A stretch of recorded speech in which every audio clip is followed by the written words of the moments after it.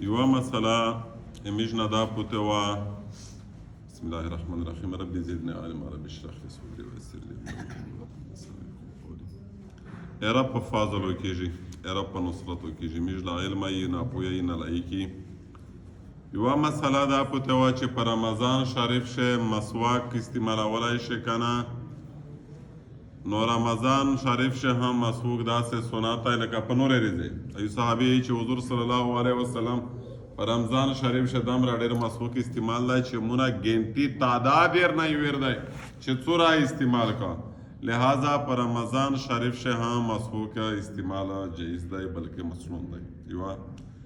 ټوت پیس استعمال جایز دی که نه جایز دی ټوت پیس استعمال علمای چې مکرو دی په پورې اولدار صاحب لاړو به چلاولی وي پورې او بیا دغې سره خالی دا نه چې ټوت پیس استعمال غا دی مکرو دی که چیرې ذایقهدار مسواک وه لیا ټوت پیس وه د هغې ذایقه دلې لوړه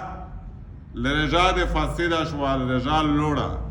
دا په هر خوندور شیک شه که په مسواک پورې خوند وه ځینې مسواکونه ډېر پرځای کوي څه ده یو ورګډه کو که بیټی دغه وي تور مسواکونه ځای دا شی شته که نه نو آکه ډېرې خلک ته لوړله که نه په ټوت پیس هم وته شوه په مسواک هم وته شوه په صورت شه نه موتېږي چې مطلب خلک زراعت دې دلې تېر نه شي بله خبره